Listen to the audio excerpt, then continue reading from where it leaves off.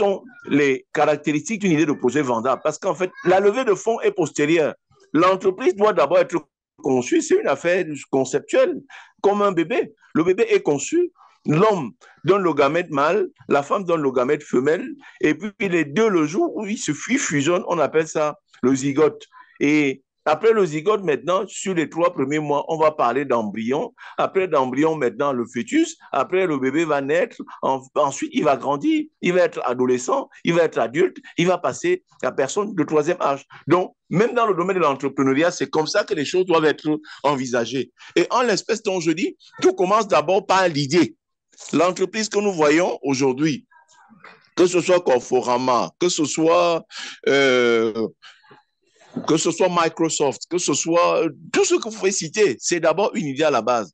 Et dans mon séminaire, donc, je commence d'abord par indiquer les 3 caractéristiques d'une idée de projet vendable.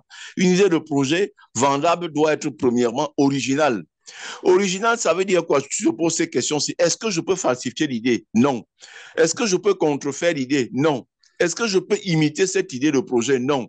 Alors, l'idée est originale. Si à chaque fois vous dites oui, ça veut dire que l'idée n'est pas originale. Si vous produisez, vous sortez votre projet, en fait, vous aurez travaillé gratuitement pour les autres. Je prends un exemple. Quand la téléphonie est arrivée, la téléphonie mobile est arrivée ici, les gens faisaient ce qu'on appelait le call box et ils se battaient pour aller confectionner de grands kiosques qui leur coûtaient à peu près 850 000. Une fois que les gens ont vu le principe, le process de déploiement, on appelle ça le modèle d'activité dans un call box. Qu'est-ce qu'ils ont fait? Un petit tabouret, un gros téléphone qui est moche à tenir en main pour marcher avec, mais qui passe l'information. Et il s'asseyait là à côté, vous venez vous payer 100 francs. Allez, vous parliez et vous déposez le truc,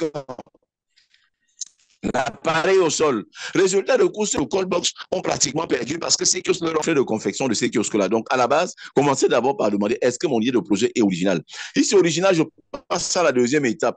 La deuxième étape, est-ce que mon idée de projet est faisable? Je vais très rapidement. La faisabilité renvoie généralement au niveau des financements à mobiliser pour mettre en œuvre cette idée de projet faisable. Si je lance un projet pour le cas d'Abidjan, il n'y a rien en plongée maritime.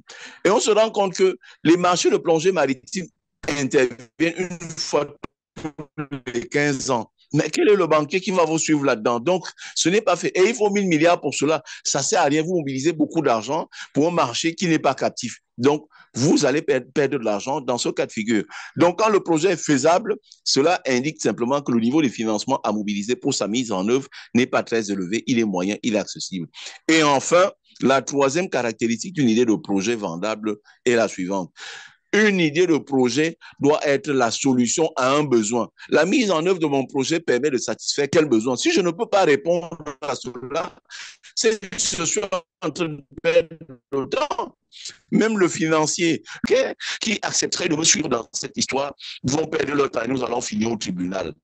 Si je me résume en disant, je commence d'abord pas par la recherche de fonds, mais plutôt pas mon idée. Est-ce que mon idée de projet est vendable? Oui. Et originale, faisable. Je coche, deuxième point. Et enfin, est-ce que la mise en œuvre de mon projet, mon idée de projet est la solution à un besoin? Je spécifie très bien le besoin. Est-ce que c'est un besoin physiologique? Est-ce que c'est un besoin de sécurité? Est-ce que c'est un besoin de reconnaissance? Est-ce que c'est un besoin d'appartenance ou alors c'est un besoin de réalisation de soi? J'ai cité très rapidement là quelques 5 niveaux de besoins de la pyramide de Maslow.